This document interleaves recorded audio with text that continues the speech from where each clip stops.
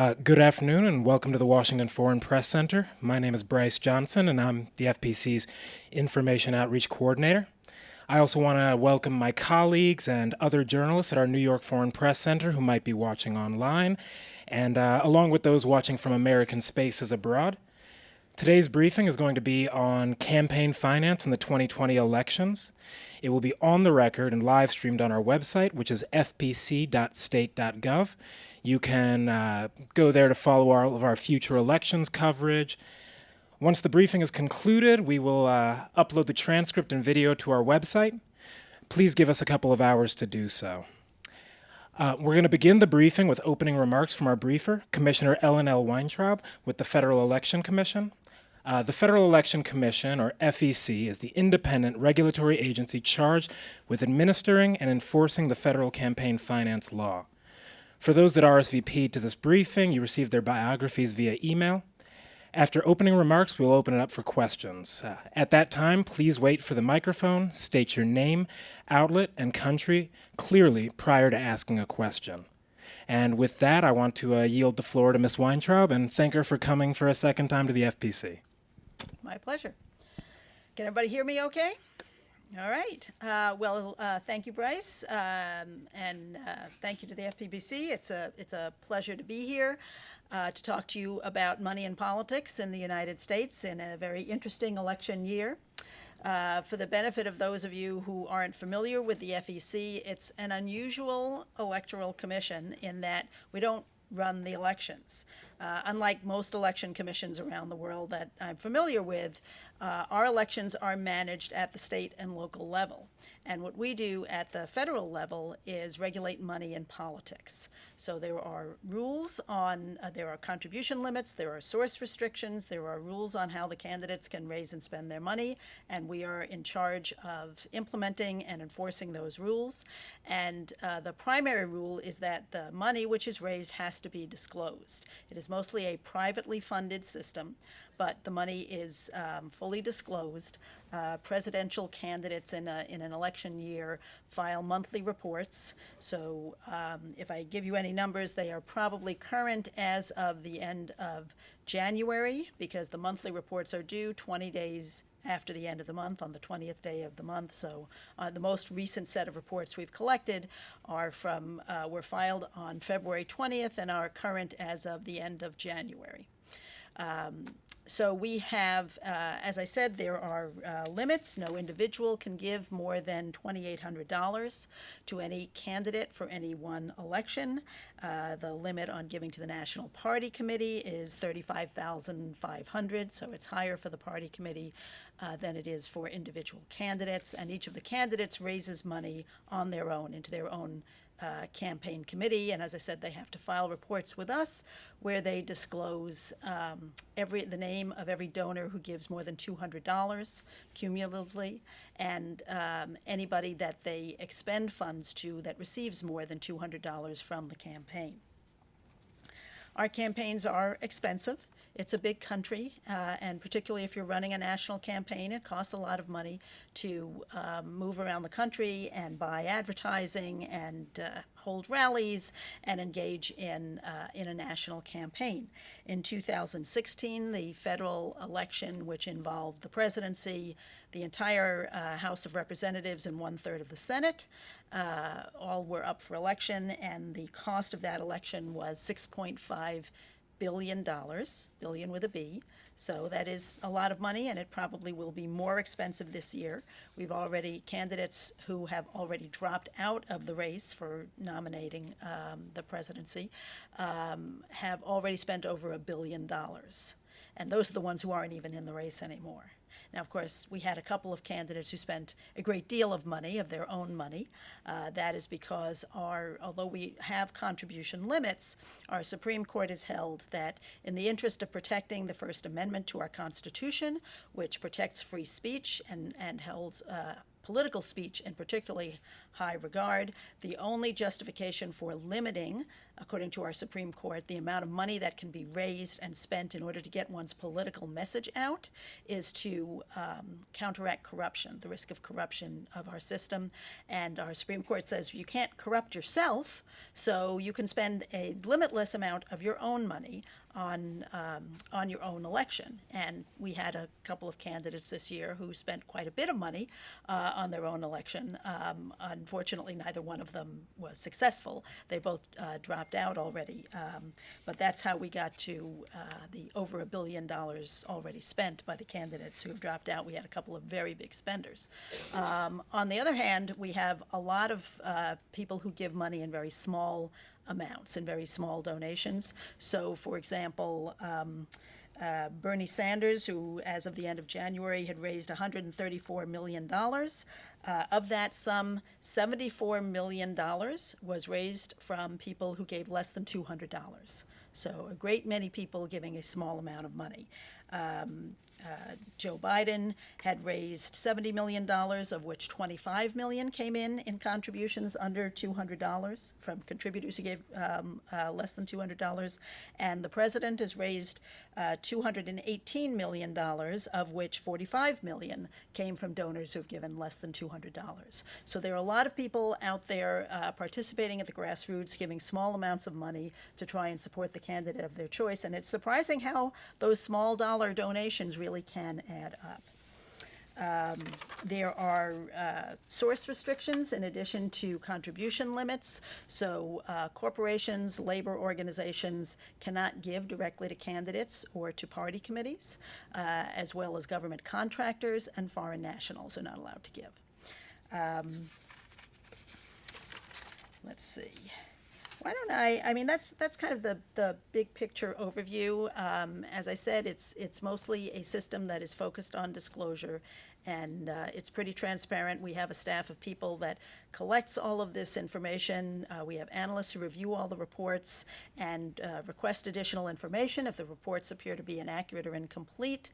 And we have obviously an excellent IT staff that gets all that information up on the web. When the FEC was created back in the 1970s, we had a public records room where people would have to come in, journalists like yourself would come in and pour through microfiche in order to find the records.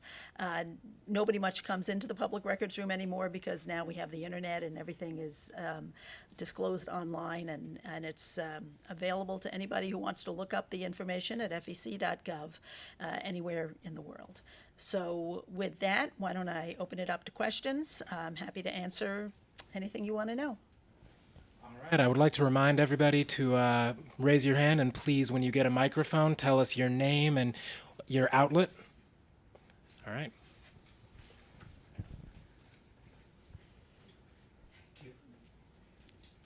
Hi, Jaffer with LA18.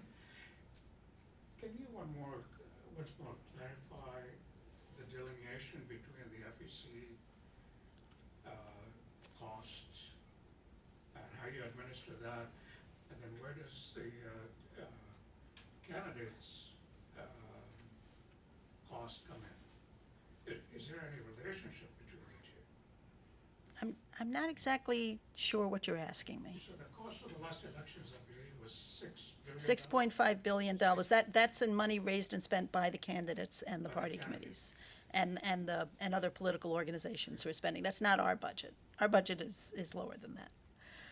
Okay, so what does the FEC exactly do other than administer and make sure the dots are We collect all of this information. We collect all of the information about how much money is being raised and spent. We analyze the reports. We make it public so that everyone has that information in real time as they are trying to decide who to vote for. They know who's supporting which candidates. We have an enforcement function.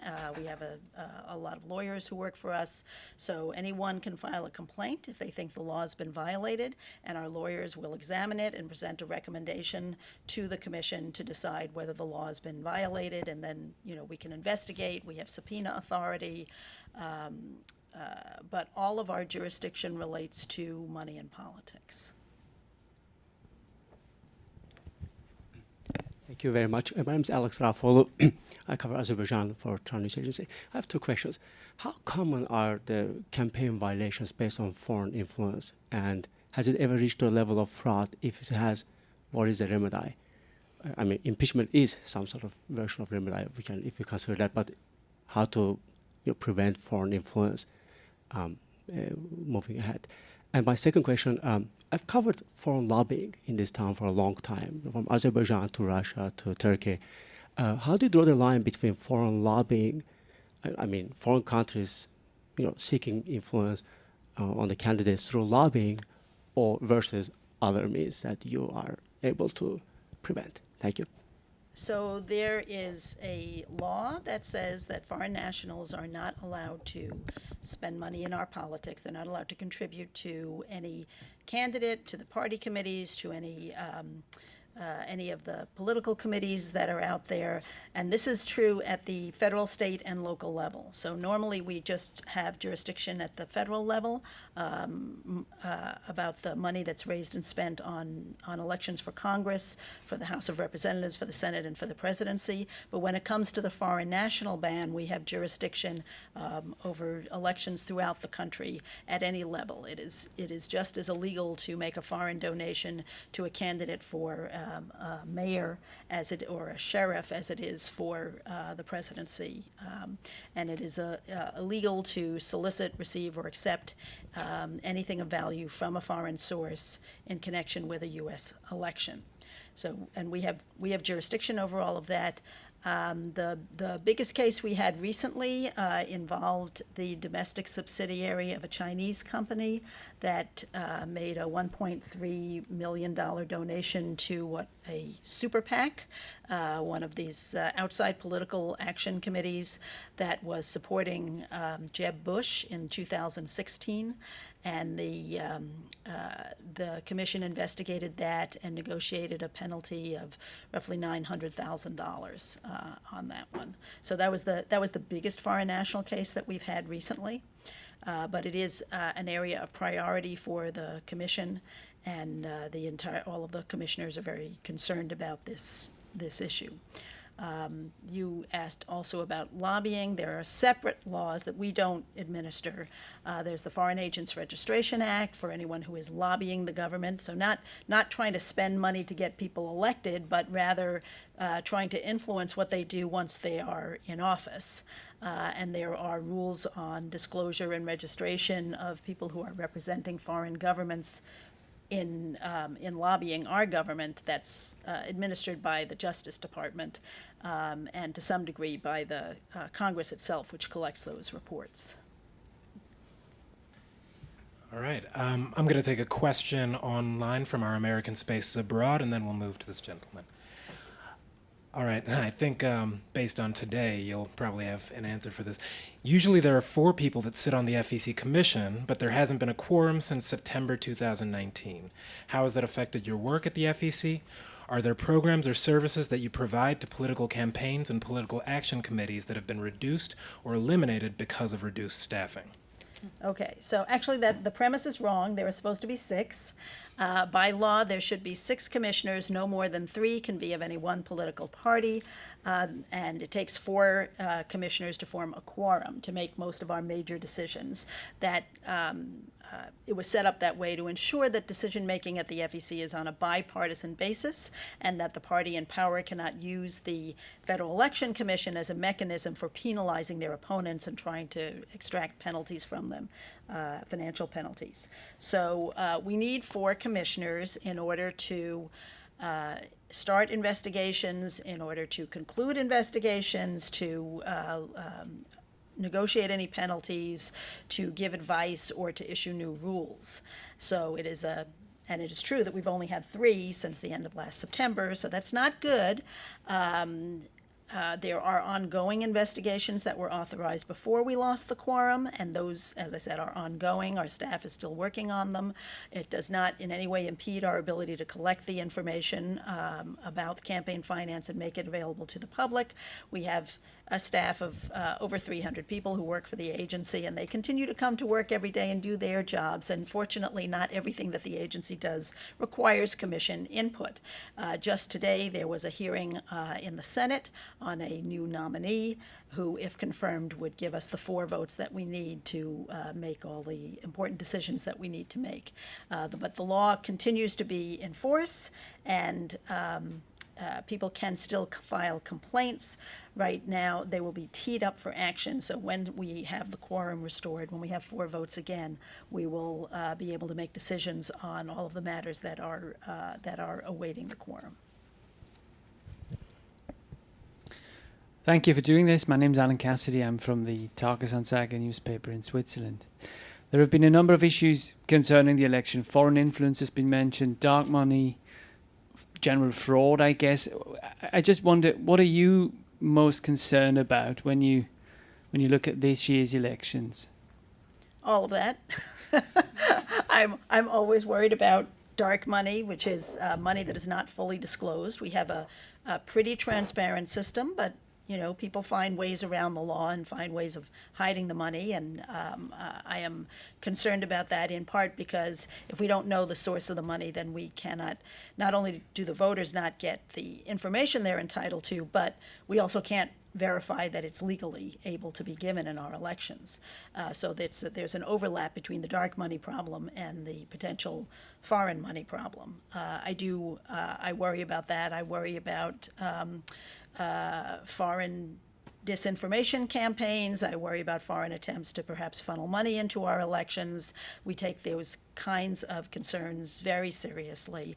And of course, some of these overlap with the jurisdiction of the Department of Homeland Security, which is working with all of our state and local governments who will be administering the elections to work on issues like cybersecurity, to make sure that our election systems are strong and that our voters can rely on the integrity of the election.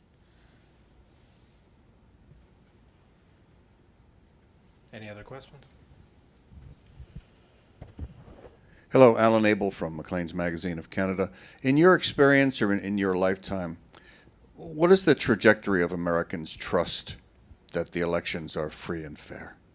We hear the word rigged thrown from very high platforms. Remember when you were a child how we all believed that the flag wrapped around elections, everything was perfect. What's the state of that belief now, do you think, when you go around the country?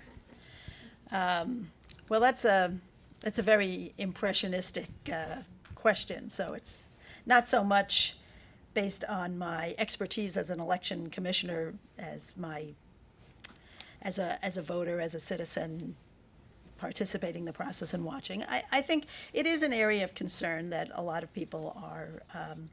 There is probably a lower level of trust now than there has been in the past.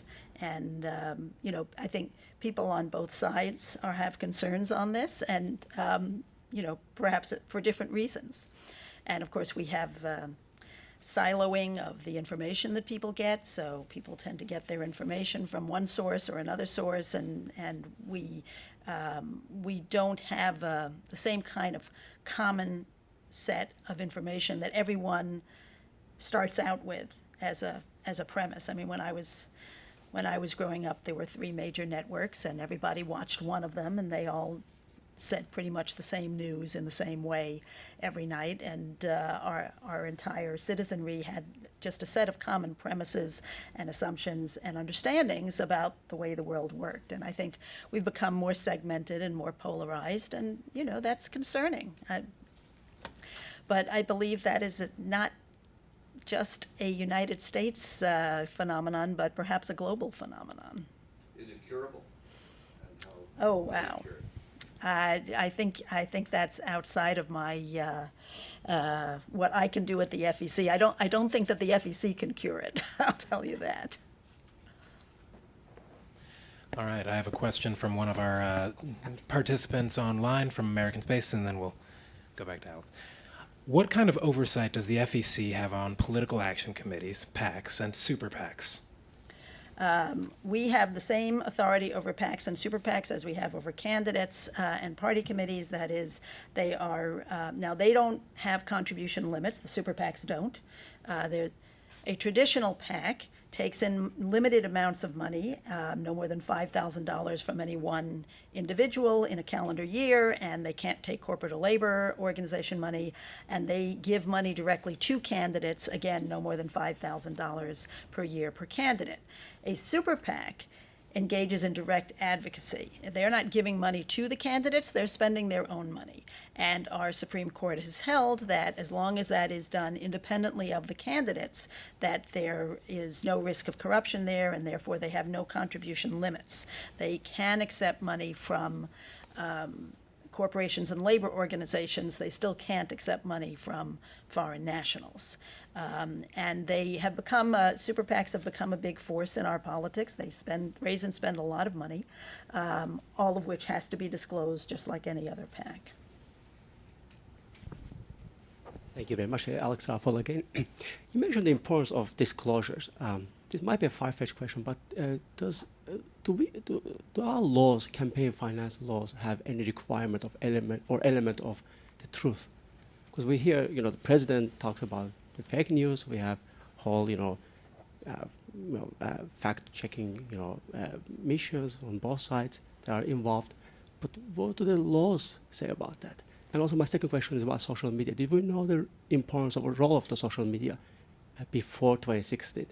And if yes, now that we know, its real power, are we well prepared now? Thank you. In terms of our jurisdiction, the truth that we have jurisdiction over ensuring is that people are properly filing their forms and conveying honest and true information in them. Somebody has to sign every single campaign finance disclosure under penalty of perjury. There's a treasurer appointed for every political committee, for every candidate committee. They sign under penalty of perjury, and people have gone to jail for making false statements to the government, including on their FEC reports. So we do administer the laws that ensure the truth of the campaign finance disclosures. We are not a free-ranging truth body. We are not in a position to verify the truth of everything that every candidate or a political actor says. And I believe that if that would be, if somebody tried to write a law giving us that power, I suspect the Supreme Court would say that was inconsistent with the First Amendment for the government to be deciding what's true and what's not true. That is the premise of our First Amendment, is that people say what they want about politics, and if somebody disagrees with them, then they should engage in counter speech and make a contrary argument, and ultimately the citizens will decide who's right and who's wrong, or who they believe or who they want to support. Is there a second part of the social media? Yeah. I mean, again, social media has taken on a bigger role, and I think that the platforms have a responsibility to make sure that they are being responsible purveyors of information. But that is, again, I think there would be First Amendment problems if somebody tried to write a law saying that we had to tell the social media companies what they could and couldn't have on their platforms and what they can and can't say. I think there is some fact-checking that is going on. They're not fact-checking everything, but they are, the different platforms have adopted different standards. I do think that we need to update some of our laws to take into account. Some of our laws address advertising that goes on a broadcast medium or in newspapers, and doesn't address digital advertising to the same degree. And we are seeing, obviously, a big increase in digital advertising. So I think that's an area that some of our legislators are working on, and I hope they will succeed.